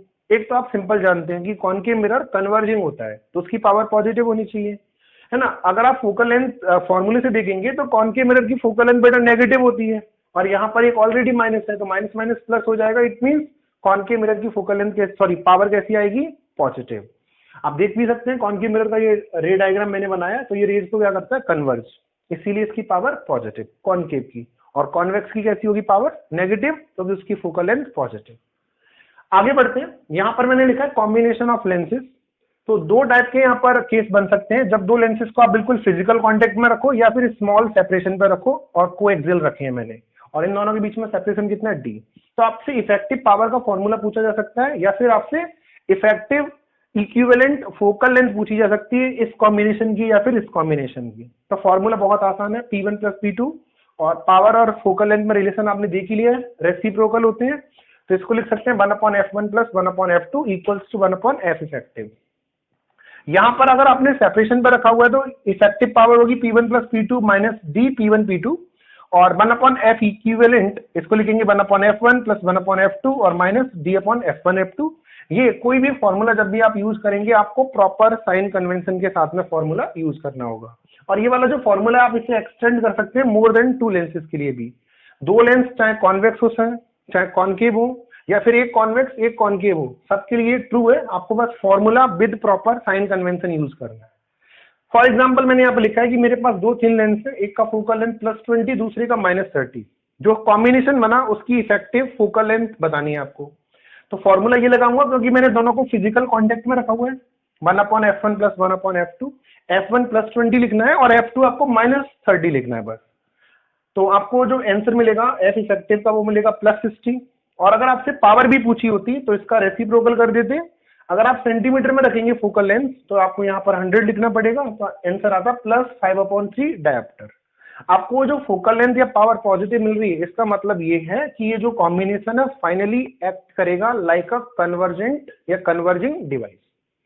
इसके बाद में बेटा इस तरह के क्वेश्चन आते हैं कटिंग ऑफ लेंस पर। मेरे पास में एक इक्वी कॉन्वेक्स लेंस दे रखा है जिसका फोकल लेंथ f है, और उसको मैं दो इक्वल पार्ट में, दो इक्वल हाफ में कट कर रहा हूं। कट करने के दो तरीके हो सकते हैं, अलोंग द प्रिंसिपल एक्सिस या फिर perpendicular to the principal axis. और मैं ये मान लेता हूं कि इनिशियल इसकी फोकल लेंथ f थी, जिसका फॉर्मूला r/2 μ-1 होता है, हम जानते हैं। अगर μ 3/2 हो तो आपका जो फोकल लेंथ है वो रेडियस ऑफ कर्वेचर की इक्वल होता है, और पावर क्या होगी 1/f। मतलब इसकी फोकल लेंथ आपको f दे रखी है, पावर p दे रखी है। अब आपने ना case 1 along the principal axis cut किया, AB वाली एक्सिस के अलोंग, तो हमें मालूम है एक तो ये वाला अपर हाफ और एक ये लोअर हाफ, ऐसा बनेगा डायग्राम। अब किसी भी एक पार्ट की आपसे फोकल लेंथ और पावर पूछी जा रही है तो हमें समझ में ये आना चाहिए, ये वाला रेडियस ऑफ कर्वेचर और ये वाला रेडियस ऑफ कर्वेचर पहले r था। अब जब कट कर दिया तो आपको समझ में आ रहा होगा इस वाली और इस वाली रिफ्लेक्टिंग सरफेस का रेडियस ऑफ कर्वेचर चेंज नहीं हुआ, और हमें मालूम है लेंस के मटेरियल भी चेंज नहीं हुआ तो म्यू भी चेंज नहीं होगा। जब आपका ना रेडियस ऑफ कर्वेचर चेंज हुआ ना म्यू चेंज हुआ तो फोकल लेंथ भी चेंज नहीं होगी। इस सिंगल पार्ट की जो फोकल लेंथ होगी उसको मैं f' लिख रहा हूं, और वो किसकी इक्वल होगी, f की इक्वल ही होगी। अगर फोकल लेंथ चेंज नहीं हुई तो पावर भी चेंज नहीं होगी। बट हाँ, इसमें अपर्चर चेंज हुआ है, कट करने से आधा पार्ट आपने कट कर दिया है तो इंटेंसिटी क्या होगी, रिड्यूस हो जाएगी, ठीक है। और no change in focal length and power. Second case, आप perpendicular to the principal axis cut कर सकते हैं, CD वाली एक्सिस के अलोंग। तो ऐसे आपके दो इक्वल हाफ पार्ट बनेंगे। किसी भी एक सिंगल पार्ट का आपसे फोकल लेंथ पूछ रहे हैं। यहां पे क्या हो रहा है बेटा, इस तरफ का रेडियस ऑफ कर्वेचर चेंज होकर कितना हो जा रहा है, इनफाइनाइट, और दूसरी तरफ का रेडियस ऑफ कर्वेचर नहीं चेंज हो रहा। ओवरऑल ये प्लानो कॉन्वेक्स लेंस बन रहा है, और हमें मालूम है प्लानो कॉन्वेक्स लेंस की focal length equi convex lens की फोकल लेंथ का डबल होती है। तो ये सिंगल पार्ट का जो फोकल लेंथ है f" वो कितना हो जाएगा, 2f के इक्वल। फोकल लेंथ डबल होगी तो पावर क्या हो जाएगी, हाफ हो जाएगी। और यहां पर आपका अपर्चर चेंज नहीं हो रहा है ना, अपर्चर उतना ही है, तो आपकी इंटेंसिटी चेंज नहीं होगी, ये आप ध्यान रखेंगे। ओके, नोट करिए बच्चों। एक कॉन्सेप्ट है नंबर ऑफ इमेज का, टोटल नंबर ऑफ इमेज का, वो समझते हैं। तो मैंने यहाँ पे लिखा है टोटल नंबर ऑफ इमेज। मान लो मेरे पास में एक लेंस दे रखा है जो कि डिफरेंट 5 मटेरियल से बना है। अपर पार्ट का रिफ्रैक्टिव इंडेक्स μ1, इसका μ2, इसका μ3, ये μ4, μ5 और यहाँ पर एक ऑब्जेक्ट रखा है। अब हमें पूछा जाएगा टोटल नंबर ऑफ इमेजेस कितनी बनेंगी। तो हमें समझना है ईच पार्ट एक डिफरेंट सिस्टम की तरह एक्ट करेगा। तो टोटल यहाँ पर 5 सिस्टम होंगे, तो हर सिस्टम की एक अलग इमेज होगी। तो टोटल नंबर ऑफ इमेज कितनी होंगी 5। तो मैंने यहाँ पे लिखा है नंबर ऑफ इमेज 5। अगर यहाँ पर आप 3 डिफरेंट मटेरियल रखते हैं तब टोटल नंबर ऑफ इमेज कितनी होती 3, क्योंकि ये 3 सिस्टम बनते हैं। आपको ऐसे समझना है जब भी आप लेंस के अंदर इस तरीके से हॉरिजॉन्टल डिवाइड करके अलग अलग रिफ्रैक्टिव इंडेक्स का मटेरियल भरोगे तो जितना टाइप का रिफ्रैक्टिव इंडेक्स होगा उतनी ही नंबर ऑफ इमेजेस बनेंगी। 3 टाइप्स का तो 3 और 5 टाइप्स का तो 5। इसमें एक अच्छा क्वेश्चन ये होता है कि आपने लेंस को इस तरीके से डिवाइड किया, इसके राइट में अलग मटेरियल, लेफ्ट में अलग मटेरियल। अब आपसे पूछेंगे ऑब्जेक्ट की कितनी इमेज बनेंगी। तो यहाँ पर आपको ध्यान रखना टोटल नंबर ऑफ इमेज 1 बनती है। क्यों बनती है 1? बच्चे सोचेंगे यहाँ पर सिर्फ 2 टाइप के रिफ्रैक्टिव इंडेक्स है तो 2 बननी चाहिए। नहीं, ऐसा नहीं है। आपको ये समझना है कि लेफ्ट वाले से इस ऑब्जेक्ट की जो इमेज बनेगी वो राइट वाले पार्ट के लिए ऑब्जेक्ट की तरह एक्ट करेगी और उससे फाइनल एक इमेज बनेगी। कहने का मतलब ये कि जब भी आप लेंस में मटेरियल को ऐसे डिवाइड करोगे वर्टिकल लाइन के इधर उधर, तब आपकी नंबर ऑफ इमेज सिंगल ही रहेगी, इससे कोई फर्क नहीं पड़ता। अब यहाँ पर मैंने एक क्वेश्चन लिया हुआ है, जैसे कि लेंस के राइट साइड में एक ही मटेरियल है यहाँ पर, और लेफ्ट साइड में आपको यहाँ पर 5 डिफरेंट टाइप के मैंने मटेरियल यूज किए हैं। तो लेफ्ट साइड में आपने ऐसे हॉरिजॉन्टल में डिवाइड करके 5 डिफरेंट टाइप के मटेरियल यूज किए, तो कितनी इमेज बनेंगी बिल्कुल इसकी तरह 5। और ऐसे डिवाइड करने से कोई फर्क नहीं पड़ता। ओके, तो यहाँ पर वैसे तो टोटल 6 टाइप के रिफ्रैक्टिव इंडेक्स है, but total number of images कितनी बनेंगी 5, क्योंकि इस वाले रिफ्रैक्टिव इंडेक्स के अलग होने से कोई फर्क नहीं पड़ता। यहाँ पर देखो μ1, ये μ2 और यहाँ पर μ1। तो आपने डिवाइड तो हॉरिजॉन्टल में किया है, बट यहाँ पर कितने टाइप के रिफ्रैक्टिव इंडेक्स हैं देखो, एक तो μ1 है, एक μ2 है, ये तो वापस μ1 ही है ना। तो टोटल नंबर ऑफ इमेज बनेंगी 2। आप देख भी सकते हैं रे डायग्राम से, ऊपर वाले जो पार्ट है वो यहाँ पर इमेज बनाएंगे, और ये जो बीच वाला पार्ट है रेड वाला जिसका रिफ्रैक्टिव इंडेक्स μ2 है वो यहाँ पे कहीं इमेज बना देगा। तो टोटल नंबर ऑफ इमेज कितनी 2, जितने टाइप के रिफ्रैक्टिव इंडेक्स। तो क्लियर कट ऐसे याद रखो, जब आप इस तरीके से हॉरिजॉन्टल में डिवाइड करके डिफरेंट मटेरियल भरोगे तो जितना टाइप का रिफ्रैक्टिव इंडेक्स होगा उतना इमेज, और अगर आप वर्टिकल के लेफ्ट और राइट में डिफरेंट मटेरियल भरोगे तो उससे कोई फर्क नहीं पड़ता। इसके बाद में न्यूटन फॉर्मूला, बेटा मैं आपको एक बार न्यूटन फॉर्मूला मिरर के केस में भी बता चुका हूँ, वही यहाँ पर है। एफ का formula under root x1 x2, x1 और x2 क्या होते हैं, ऑब्जेक्ट का डिस्टेंस यहाँ पर लेना होगा फर्स्ट फोकस से, और x2 इमेज का डिस्टेंस होगा वो लेना होगा आपको सेकंड फोकस से। जैसे कि ये लेंस है, ये फर्स्ट फोकस, यहाँ पर ऑब्जेक्ट, तो ये x1 हो गया, और इधर इमेज बन रही है इधर की मान लो, तो ये सेकंड फोकस, तो इमेज का डिस्टेंस कितना x2। फॉर एग्जाम्पल अगर आपको x1 x2 की कुछ ऐसे वैल्यूज दे रखी है 4 सेंटीमीटर 9 सेंटीमीटर, लैंग्वेज के फॉर्म में देगा क्वेश्चन में, आपको रीड करके लिखना पड़ेगा। तो फोकल लेंथ हो जाएगी अंडररूट 36, मतलब 6 सेंटीमीटर। इसके बाद में एक मोस्ट इंपॉर्टेंट क्वेश्चन मैं आपको यहाँ पे बता रहा हूँ। आपको बोला गया है कि 2 प्लेनो कॉन्वेक्स लेंस थे जिनका फोकल लेंथ 30 सेंटीमीटर और 40 सेंटीमीटर दे रखा था, और उनके मटेरियल का रिफ्रैक्टिव इंडेक्स 3/2 दे रखा था। उनके बीच में ऐसे फिजिकल कांटेक्ट में रखे हुए थे, और ऐसे रखे हुए थे कि दोनों की कर्व्ड सरफेस कांटेक्ट में थी। अब बोला जा रहा है कि अगर उनके बीच में वाटर फिल कर दिया जाए तो पूरे सिस्टम का इक्विवेलेंट फोकल लेंथ बताना होगा। मतलब बीच में मैंने क्या फिल कर दिया, ये वाटर फिल कर दिया।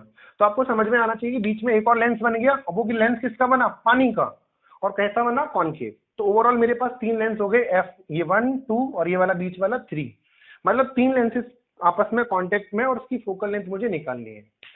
अब आपको इस फर्स्ट और सेकंड की फोकल लेंथ तो क्वेश्चन में दे रखी है, थर्ड की फोकल लेंथ निकालनी है। उसमें प्रॉब्लम क्या आएगी, थर्ड वाली की फोकल लेंथ निकालने में, जो कि कॉनकेव लेंस है वाटर का, उसमें आपको ये रेडियस ऑफ कर्वेचर नहीं मालूम इधर उधर के, मतलब ये वाला और ये वाला। तो आप ये बात समझो कि अगर मैं इस फर्स्ट लेंस को देखूं तो ये तो प्लेनो कॉन्वेक्स लेंस है, और प्लेनो कॉन्वेक्स लेंस का फोकल लेंथ का फॉर्मूला r/μ-1 होता है। म्यू कितना है, 3/2, तो 2r के इक्वल हो गया। मतलब आप ये वाली रेडियस ऑफ कर्वेचर और ये वाली रेडियस ऑफ कर्वेचर निकाल सकते हैं। ये क्या होगा, फोकल लेंथ का, यहां से देखो आप f = 2r, तो r कितना होगा, f/2। तो आपको ये जो, इसको मैं r1 बोल रहा हूँ, r1 कितना मिलेगा, f1/2 करने से 15 सेंटीमीटर, और ये r2 कैसे मिलेगा, f2/2 करने से 20 सेंटीमीटर। मतलब आपको ये r1 r2 मिल गया, दोनों तरफ का रेडियस ऑफ कर्वेचर मिल गया, और ये किसका बना हुआ है, वाटर का। अब आपको ध्यान ये रखना है कि सराउंडिंग मीडियम क्या लें। तो कई बच्चे क्या करते हैं, ऐसा लगता है उनको कि सराउंडिंग में तो ग्लास है, वो सराउंडिंग मीडियम ग्लास ले लेते हैं 3/2 3/2। नहीं, आपको यहाँ पर सराउंडिंग मीडियम क्या लेना बेटा, एयर। हमें ये देखना यहाँ से यहाँ तक दूर तक जो मीडियम होता है वही आपका सराउंडिंग मीडियम होता है। तो यहाँ पर सराउंडिंग मीडियम क्या लेना है आपको, एयर। अब आप सिंपल फॉर्मूला लगाएंगे, lens maker formula, refractive index of water with respect to air 4/3 - 1। R1 negative होगा क्योंकि इसका सेंटर इधर होगा और R2 पॉजिटिव होगा। जब आप ये सॉल्व करोगे तो आपको F3 मिलेगा 180/7 विद नेगेटिव साइन। और अब अपने को कॉम्बिनेशन की सिस्टम की इफेक्टिव फोकल लेंथ निकालनी है, तो 1/f1 + 1/f2 + 1/f3। F1 कितना, प्लेनो कॉन्वेक्स प्लस का 30, F2 कितना प्लस का 40 और F3 कितना आया विद नेगेटिव 180/7, तो 7 ऊपर। इसको सॉल्व करोगे तो आंसर आएगा +360/7 सेंटीमीटर। ठीक है, तो एक इंपॉर्टेंट क्वेश्चन है जहां पर आपको कॉम्बिनेशन का भी यूज आ रहा है, बीच वाले लेंस का फोकल लेंथ कैसे निकालना है वो भी समझ में आ रहा है, और ये जो मैंने तरीका बताया था इसको फटाफट यूज कैसे करना है वो भी आपको यहाँ पर समझ में आ रहा है। तो बहुत अच्छा क्वेश्चन है। इसके बाद में मैं आपको बेटा होमवर्क दे देता हूँ जो आपको करना होगा। आपको विग्नर बॉक्स 4, 5, 6 तीनों करने हैं। मैंने आपको पहले भी रेस 3 दे दिया था गलती से सॉल्व करने के लिए, अभी रेस 3 नहीं पढ़ाया, आपको रेस 2 कंप्लीट करना है। एंड रेस 4 में आपको 1, 13 और 19 को छोड़कर बाकी सब करने हैं। वापस बोल रहा हूँ, 1, 13, 19 को छोड़कर बाकी सब करने हैं। और एक्सरसाइज 1 के अंदर 29, 31, 36 to 42 एंड 55 to 75 ये करने हैं। और एक्सरसाइज 2 में आपको 1 to 9, 11, 12, 17, 18। ठीक है, इसके बाद एक छोटा सा कॉन्सेप्ट और पढ़ेंगे, सिल्वरिंग ऑफ लेंस। तब तक आप ये नोट करिए बच्चों। अब हम बात करेंगे एक इम्पॉर्टेंट और एक छोटा सा टॉपिक है, silvering of lens. Silvering of lens पर क्वेश्चंस किस तरीके से पूछे जाएंगे, क्या मेथड होगा क्वेश्चंस को सॉल्व करने का, वो हम अभी आगे समझने वाले हैं। यहाँ पर अभी मैंने आपको सिल्वरिंग ऑफ लेंसेज से रिलेटेड कुछ की पॉइंट्स लिखाए हैं जिनको आगे चलकर वेरीफाई भी करेंगे। तो अभी आपको समझना ही है कि सिल्वरिंग ऑफ लेंस का पॉइंट नंबर 1 का कहना है, silvering includes 2 times refraction and 1 time reflection. जब भी लेंस की सिल्वरिंग की जाएगी तो उससे 3 इवेंट हुआ करेंगे, 2 बार रिफ्रैक्शन और 1 बार reflection. Point number 2, in all cases after silvering each lens behaves as a mirror. जब भी लेंस की सिल्वरिंग करेंगे, कोई भी केस हो, कॉन्वेक्स वाला हो, कॉन्केव वाला हो, प्लानो कॉन्वेक्स हो, प्लानो कॉन्केव हो, हर केस में जो लेंस होगा वो फाइनली एक्ट करेगा, बिहेव करेगा लाइक अ मिरर। इफेक्टिवली वो किस तरीके से एक्ट करेगा, मिरर की तरह एक्ट करेगा। और point number 3, on silvering convex lens की अगर आपने सिल्वरिंग की है तो वो कॉन्केव मिरर की तरह एक्ट करेगा, और अगर आपने कॉन्केव लेंस की सिल्वरिंग की है तो वो कॉन्वेक्स मिरर की तरह फाइनली एक्ट करेगा। तो ये कुछ की पॉइंट्स आपको याद रखने, इनको अभी आगे और अच्छे से समझेंगे। अब मैंने सिल्वरिंग ऑफ लेंस कॉन्सेप्ट को समझने के लिए, समझाने के लिए यहाँ पर एक लेंस लिया हुआ है, कॉन्वेक्स लेंस लिया हुआ है, और मैंने इस तरफ की जो कर्व सरफेस है वहां पर सिल्वरिंग कर दी। इसके सामने यहाँ पर एक ऑब्जेक्ट रखा हुआ है। अब समझते हैं कि वो 3 इवेंट किस तरीके से हो रहे हैं, 2 बार रिफ्रैक्शन और 1 बार रिफ्लेक्शन किस टाइप से हो रहा है। तो यहाँ पर ये ऑब्जेक्ट रखा हुआ है, इस ऑब्जेक्ट से मैंने एक रे निकाला, इस सरफेस पे जाके इंसिडेंट हो रही है। अब मुझे बताओ, रे आपकी रेयर मीडियम से डेंसर मीडियम की तरफ जा रही है तो क्या होगा, मीडियम बदल रहा है तो रिफ्रैक्शन होगा, तो यहाँ पर रिफ्रैक्शन हुआ ऐसे। ओके, अब ये वाली रे इस मिरर पर क्या हो रही है, इंसिडेंट हो रही है, और मिरर से क्या होगा, रिफ्लेक्शन होगा, तो यहां से रिफ्लेक्शन होगा ऐसे कहीं, ये रिफ्लेक्शन हो गया। और फिर आप देखेंगे ये रे इस मीडियम से बाहर आ रही है, मतलब फिर से मीडियम चेंज होगा तो फिर एक और बार इवेंट होगा रिफ्लेक्शन का, तो फाइनली ये रे ऐसे इमर्ज हो जाएगी। तो आप देख रहे होंगे यहां पर 3 इवेंट हुए, 2 बार रिफ्रैक्शन और 1 बार रिफ्लेक्शन। यहां पर क्या हुआ, यहां पर रिफ्रैक्शन हुआ, इस पॉइंट पर क्या हुआ, रिफ्लेक्शन, और यहां पर क्या हुआ, रिफ्रैक्शन। तो ओवरऑल ये 3 इवेंट होते हैं। तो जब आप बात करेंगे सिल्वरिंग ऑफ लेंस की, थोड़ा सा और अच्छे से समझते हैं इस बात को। ऐसे समझ लो, मैं यहां पर एक लेंस बना देता हूं। पहले अपने पास में कैसा लेंस था, कॉन्वेक्स लेंस, और इस लेंस के लिए यहां पर कहीं ऑब्जेक्ट रखा हुआ था, इस ऑब्जेक्ट से ऐसे रे निकली और इस लेंस ने कन्वर्ज किया, आफ्टर रिफ्रैक्शन जो इमेज बनी वो आई बनी। ओके, अब क्या था, अब दूसरा वाला इवेंट होगा रिफ्लेक्शन का, तो आगे अपने को एक कॉन्केव मिरर कंसीडर करना पड़ेगा। ये जो इमेज बनी है आफ्टर फर्स्ट रिफ्रैक्शन, ये इस कॉन्केव मिरर के लिए ऑब्जेक्ट की तरह एक्ट करेगी। तो ये जो रे है वो इस मिरर पर ऐसे इंसिडेंट हो रही थी, इसको अगर मैं आगे की तरफ एक्सटेंड करूं तो मुझे समझ में आएगा जो I1 है वो इस मिरर के लिए वर्चुअल ऑब्जेक्ट की तरह एक्ट करेगी, और इस मिरर से रिफ्रैक्शन होगा, और रिफ्रैक्शन होने के बाद रे ऐसे जाएगी और जहां पर इंटरसेक्ट करेगी वहां पर इमेज बनाएगा, और इस इमेज को मैं I2 बोल रहा हूँ।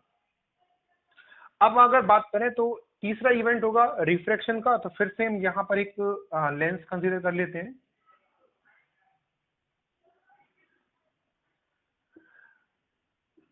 और इस लेंस के लिए देखें तो ये जो रे आ रही है वो ऐसे आ रही है, ये वाली रे। यहाँ पर क्या होगा, रे आने के बाद में रिफ्लेक्शन होगा क्योंकि मीडियम बदल रहा है, और ये इमेज यहाँ पे कहीं बन रही थी I2 सॉरी, I2 इस वाले के लिए किसका काम करेगी, ऑब्जेक्ट का। और फाइनली यहाँ पर रिफ्लेक्शन हमें लेना होगा, तो इस सरफेस से जब रिफ्लेक्शन होगा थर्ड वाला, तो जो इमेज बनेगी वो यहाँ पे बनेगी, और इसको हम I3 बोल रहे हैं। तो आपको समझ में ये आना चाहिए कि जब भी आप किसी भी लेंस की सिल्वरिंग करेंगे तो हमें ऐसा कंसीडर करना पड़ेगा कि दो तो लेंस और एक मिरर, दो लेंस और एक मिरर का ये कॉम्बिनेशन है। ये आपका एक लेंस, एक ये मिरर, और एक यहां पर लेंस। अब आपको क्वेश्चन में इफेक्टिव पावर लिखनी हो सिल्वर्ड लेंस की, तो इफेक्टिव पावर लिखी जाती है क्योंकि दो लेंस की तरह एक्ट कर रहा है तो 2 टाइम्स पावर ऑफ लेंस, और 1 टाइम ये मिरर की तरह एक्ट कर रहा है तो प्लस पावर ऑफ मिरर। तो ऐसे लिख लेंगे 2 times power of lens plus power of mirror. अब मुझे अगर इफेक्टिव फोकल लेंथ लिखनी हो इस कॉम्बिनेशन की, इफेक्टिव फोकल लेंथ, तो हमें मालूम है फाइनली जब ये एक्ट करेगा तो किसकी तरह एक्ट करता है, फाइनली एक्ट करता है ये मिरर की तरह। तो आप इसको ऐसे भी मान सकते हैं, it is equivalent to concave mirror, या फिर इफेक्टिवली ये क्या है, एक मिरर है। ओके, और जिसकी फोकल लेंथ हम निकाल रहे हैं जिसको हम एफ इफेक्टिव बोल रहे हैं। तो मुझे एक बात बताओ, पी इफेक्टिव बना गया, ये इफेक्टिवली मिरर बना, तो हमें मालूम मिरर का जो पावर होता है वो -1/f होता है, तो मैंने यहाँ पर -1/f इफेक्टिव लिख दिया। और लेंस का जो पावर होता है वो 1/f होता है, तो मैंने यहाँ पर 1/f fl कर दिया pl को। और मिरर के लिए अगेन मैंने 1/fm कर दिया, क्योंकि यहाँ पर क्या ये मिरर है ना, तो मिरर के लिए पावर क्या होती है -1/f। तो ये आपको इफेक्टिव फोकल लेंथ का फॉर्मूला मिल गया, और ये इफेक्टिव पावर का फॉर्मूला मिल गया। अब इस फॉर्मूले को जब भी यूज करेंगे तो पुट करना है आपको वैल्यूज को विद साइन। मिरर की जैसी फोकल लेंथ होगी वैसे रखेंगे, लेंस की जैसी पॉजिटिव नेगेटिव फोकल लेंथ होगी वैसे रखेंगे, और आपको तब इफेक्टिव फोकल लेंथ का आंसर मिलेगा। तो किस तरीके से ये न्यूमेरिकल्स में हमें यूज करना है वो मैं यहाँ पे आपको बताता हूँ। क्वेश्चन नंबर 1 लिया है मैंने, radius of curved surface of a plano convex lens is 20 centimetre. Radius कितनी दे रखी है कर्व्ड सरफेस की, 20 centimetre. Refractive index of lens material is 1.5। Refractive index कितना दिया mu, 1.5। Calculate equivalent focal length. अब दो केसेस हैं, जब आपने पहली बार कर्व्ड सरफेस की सिल्वरिंग की है और दूसरी बार आपने प्लेन सरफेस की सिल्वरिंग की है। तो इस क्वेश्चन के अंदर दो क्वेश्चन है। तो क्वेश्चन नंबर 1 या पार्ट 1 का जब हम सॉल्यूशन करेंगे तो क्वेश्चन में बोला है कि कर्व्ड सरफेस की आपने क्या की है, सिल्वरिंग, और लेंस कैसा दिया था आपको, प्लानो कॉन्वेक्स। तो मैंने ये प्लानो कॉन्वेक्स लेंस लिया हुआ है और इसकी कर्व्ड सरफेस की मैंने इस तरीके से सिल्वरिंग कर दी। ओके, और आपको ये वाला जो रेडियस है वो 20 सेंटीमीटर दिया है, और ये वाला प्लेन सरफेस का रेडियस तो हमें मालूम है इनफाइनाइट होता है। तो अब आपको पूरा कोई रे डायग्राम वैसे नीड नहीं है बनाने की, बट थोड़ा समझने के लिए मैं बता दूं। तो यहाँ पे मान लो ऑब्जेक्ट ऐसे रह गई, क्या होगा, रिफ्रैक्शन होगा, फिर रिफ्लेक्शन होगा, और रिफ्लेक्शन के बाद में रे वापस ऐसे आएगी। तो दो बार रिफ्रैक्शन और एक बार रिफ्लेक्शन होना है। तो हम क्या मानेंगे, पहले मानेंगे एक प्लानो कॉन्वेक्स लेंस, फिर ये आपको जो मिरर दिख रहा है फिर कॉनकेव मिरर, और फिर फाइनली यहाँ पर एक plano convex lens again. Overall ये दो लेंस और एक मिरर का कॉम्बिनेशन होगा। तो P effective 2 times PL plus PM, और इसको हम विद साइन कन्वेंशन लिखेंगे। इफेक्टिवली किसकी तरह एक्ट करेगा, ये इफेक्टिवली इसको एक्ट करना होता है मिरर की तरह। तो -1/f इफेक्टिव, P इफेक्टिव को, और PL को 1/FL, और PM को माइनस, यहाँ पे लिख देता हूँ -1/FM। ये समझ में आया। इसके बाद में मुझे ये देखना होगा कि इस लेंस की जो प्लानो कॉन्वेक्स लेंस है उसकी फोकल लेंथ कितनी होगी। और हम लोगों ने ये कई बार कैलकुलेट कर रखा है, प्लानो कॉन्वेक्स लेंस की जो फोकल लेंथ होती है वो विद साइन कन्वेंशन सब कुछ पुट करते हैं तो r upon mu minus one आती है, जबकि जबकि इक्वी कॉन्वेक्स होता है तो कितना आता है, r upon two mu minus one, और प्लानो कॉन्वेक्स लेंस की कितनी आती है, r upon mu minus one. Lens maker फॉर्मूले से आप देख भी सकते हैं। अब बेटा r कितना दे रखा है 20, म्यू कितना दे रखा है 1.5 माइनस वन, तो कितना आएगा 40 आ जाएगा। और आपको ये डायरेक्ट भी मैंने बता रखा है, प्लानो कॉन्वेक्स लेंस की focal length twice of radius होती है, इससे पहले वाले क्वेश्चन में भी हमने देखा था। तो आप डायरेक्ट भी कर सकते थे, रेडियस कितनी है ये वाली, ये वाला जो रेडियस है वो 20 सेंटीमीटर है, कितना है, तो आप डायरेक्ट भी लिख सकते थे देखकर 40 सेंटीमीटर। ओके, और मिरर का जो फोकल लेंथ होता है, ये कौन सा वाला मिरर है, कॉनकेव, तो नेगेटिव होगा और r/2 होता है। आर कितना बेटा 20 सेंटीमीटर है ना, ये आर 20 सेंटीमीटर है, आर तो 20 सेंटीमीटर है ना, तो 20/2 कितना आएगा, -10 सेंटीमीटर, क्यों, क्योंकि कॉनकेव मिरर है ये। अब आपको यहाँ पर -1/f इफेक्टिव लिखा, 1/2 fl का वैल्यू कैसा है +40, तो +40 लिखा, और यहाँ पर ऑलरेडी पहले क्या था माइनस, fm का वैल्यू कितना लिखेंगे -10, तो माइनस माइनस प्लस हो जाएगा, तो यहाँ पर आपने 1/10, और इसको सॉल्व करेंगे तो ऊपर 4 का नीचे 4 का मल्टीप्लाई डिवाइड करो, तो 4/40 प्लस 2/40 6/40, इसका मतलब 3/20, और इसको उल्टा कर देंगे तो 20/3 आ जाएगा, और ये माइनस उधर भेज देंगे तो माइनस का 20/3, इट मींस एफ इफेक्टिव आएगा -20/3 सेंटीमीटर। आया समझ। एक और इसका सेकंड पार्ट है, उससे और समझने की कोशिश करते हैं।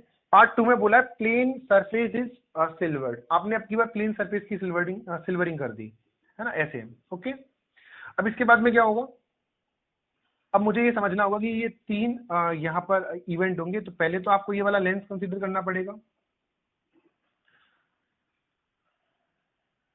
ये प्लानो कॉन्वेक्स लेंस, प्लस यहाँ पर ये मिरर बनेगा, तो मिरर कैसा बनेगा बेटा आपकी बार, ये प्लेन मिरर, और यहाँ पर फिर से लेंस कंसीडर करेंगे प्लानो कॉन्वेक्स लेंस।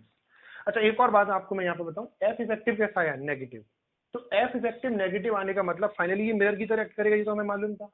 नेगेटिव किसकी फोकल लेंथ होती है, कॉनकेव मिरर की, इसका मतलब ये भी समझ में आ रहा है, आप यहाँ पे ये भी समझ सकते हैं कि जो फाइनली ये इफेक्ट एक्ट किसकी तरह करेगा, फाइनली ये एक्ट करेगा कॉनकेव मिरर की तरह, कॉनकेव मिरर, और इसकी जो इफेक्टिव फोकल लेंथ आई है ना वो इसी मिरर के लिए आई है, कितनी आई है, -20/3 सेंटीमीटर, है ना। ये कैसा है, इफेक्टिवली। जब आपने प्लानो कॉन्वेक्स लेंस की कर्व सरफेस की सिल्वरिंग करी तो आपको कैसा लेंस, कैसा मिरर मिला, फाइनली कॉनकेव मिरर, मैंने लिखा भी था, जब कॉन्वेक्स लेंस की किसी भी एक सरफेस की सिल्वरिंग करेंगे तो वो फाइनली एक्ट करता है कॉनकेव मिरर की तरह। ओके, तो आपको अभी भी समझ में आ रहा होगा, ये भी कैसा लेंस है, प्लानो कॉन्वेक्स लेंस है, मतलब कॉन्वेक्स नेचर का है, तो इसका भी जो फाइनल और इफेक्टिवली जो आना चाहिए वो क्या आना चाहिए, कॉनकेव मिरर, ये आपको डायरेक्ट समझ में आना जाना चाहिए। इफेक्टिवली ये कॉनकेव मिरर की तरह एक्ट करेगा। अब चेक कर लेते हैं कैसे, तो इस ये हो गया FL, ये हो गया FM, और ये हो गया FL। यहां पर FM क्या होगा बेटा,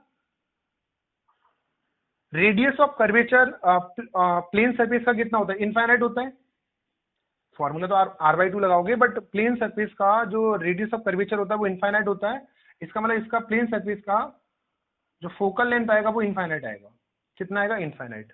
और FL तो अभी ऊपर ही ऊपर कैलकुलेट किया हमने, वैसे भी आपको समझ में आना चाहिए, 2 टाइम्स ऑफ रेडियस, तो ये कितना आएगा बेटा 40, और ये वाला FL भी 40। ठीक है, वापस फॉर्मूले पे आते हैं, मैं ये वाला फॉर्मूला नहीं लिख रहा, डायरेक्ट यहाँ पे लिख रहा हूँ, -1/f इफेक्टिव 2/FL कितना बेटा 40, प्लस नहीं माइनस 1/FM, FM कितना इनफाइनाइट। ठीक है, तो ये तो 0 हो गया, 1/इंफिनिटी, और यहां से ये 1/20 और माइनस उधर चला जाएगा, तो एफ इफेक्टिव आपको मिलेगा -20। मतलब जब आपने प्लेन सरफेस की सिल्वरिंग करी तब आपको जो एफ इफेक्टिव मिल रहा है वो -20 मिल रहा है, माइनस का मतलब इफेक्टिवली तो एक्ट करेगा ये कॉनकेव मिरर की तरह, बट इसकी फोकल लेंथ कितनी आएगी 20, तो ये इफेक्टिव है आपका, इफेक्टिवली कैसा एक्ट कर रहा है कॉनकेव मिरर, और फोकल लेंथ कितना आया इसका, एफ इफेक्टिव 20 सेंटीमीटर, और हमें मालूम है नेगेटिव तो होता ही है, तो -20 सेंटीमीटर। अच्छा एक और बात मैं आपको बता दूं, इन क्वेश्चंस को एक स्टेप और आगे बढ़ाया जा सकता है। जैसे कि वो क्वेश्चन में बोल दें कि यहाँ पर एक ऑब्जेक्ट रखा हुआ है at a distance of 20 centimetre, find out the position of image. तो क्या करना होगा, आपको ऑब्जेक्ट डिस्टेंस मालूम है, आपने इफेक्टिव फोकल लेंथ निकाल लिया। अब आप क्या करेंगे, मिरर फॉर्मूला लगा सकते हैं। मिरर फॉर्मूला क्या होता है, 1/f equals to 1/u plus 1/v। तो आपको u और f इफेक्टिव मालूम चल गया है, मतलब f मालूम चल गया है, तो आप इमेज का पोजीशन भी कैलकुलेट कर सकते हैं। आगे हम उस पर भी क्वेश्चंस करेंगे। तो ओवरऑल फाइनल कंक्लूजन में आपको दोबारा से बता देता हूं, जब भी किसी भी लेंस की सिल्वरिंग करेंगे तो 2 बार रिफ्लेक्शन होगा और 1 बार रिफ्लेक्शन होगा, टोटल 3 इवेंट होंगे। जितने भी केसेस होंगे उसमें जो लेंस होगा वो एक फाइनली मिरर की तरह एक्ट करेगा, कॉन्वेक्स लेंस कॉनकेव मिरर की तरह, कॉनकेव लेंस कॉन्वेक्स मिरर की तरह।